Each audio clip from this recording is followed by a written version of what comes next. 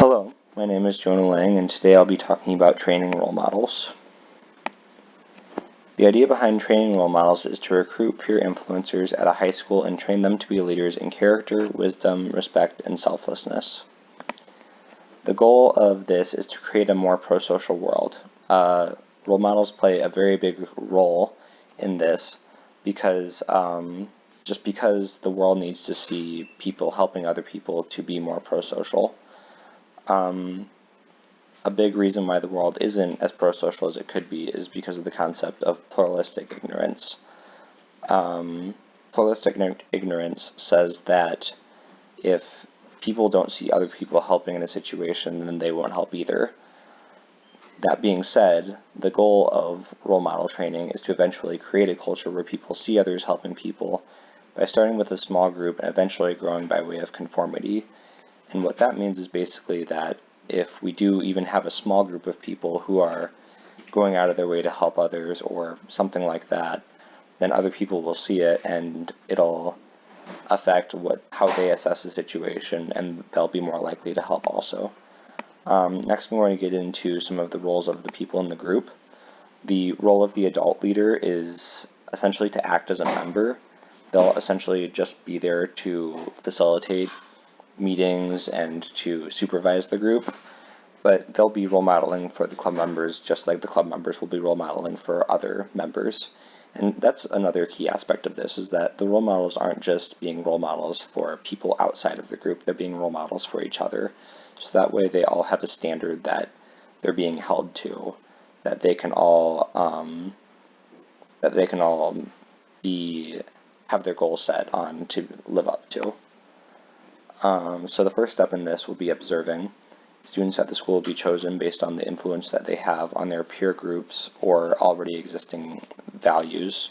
So these will be either students that have a big influence, whether it be good or not, or students that, even if they are quieter students, if they do hold good values, then they could be recruited for this also. Now, a lot of these observations will be based off of students, faculty, and other staff that get to see them often in their everyday lives so that we can have an accurate assessment of the students. The second step is recruiting. Students recruited for the program will be sent an email informing them on their recruitment. This email will also include a link to set up a time to meet with the leader of the program to discuss what it is and what will be done. So students will have an opportunity to learn more about it, learn about what's going to be done, what role they'll play, and essentially they'll get to decide. They'll be encouraged to join, but it'll be up to them to decide whether or not they want to join this group or not. The third step will be meeting, essentially, or more so meeting as a group. Once students have met with the leader, the group will meet as a whole. These will happen after school on Mondays, Wednesdays, and Fridays.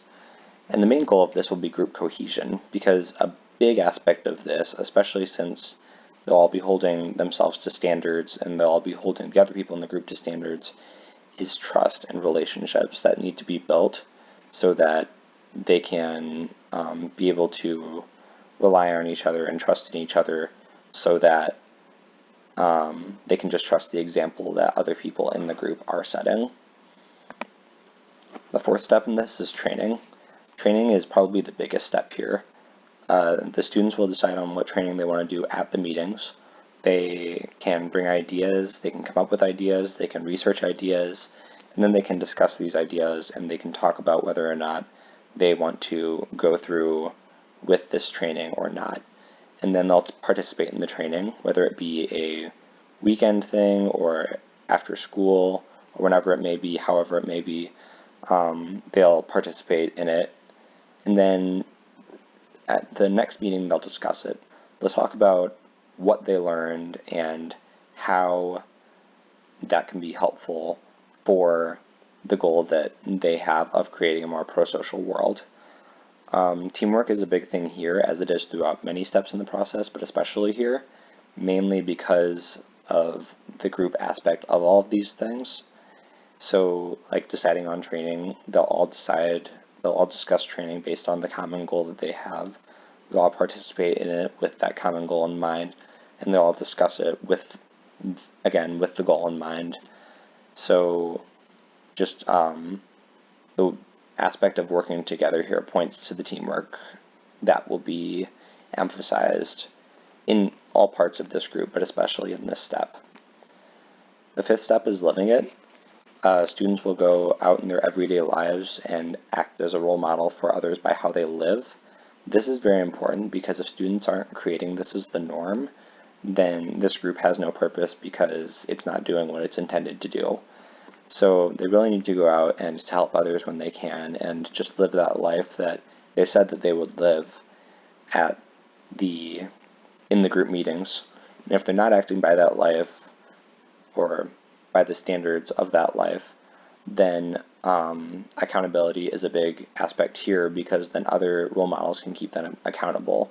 So if they see another person in this group not acting how they should in a certain situation, then they can go to them, they can talk to them, and they can discuss with them why they didn't act in the way they should, and how whatever their reason was for not acting in the way they should can be overcome next time, and just how they can improve, because that's really a goal here, is just improving each other so that they can be better role models to create this pro-social world.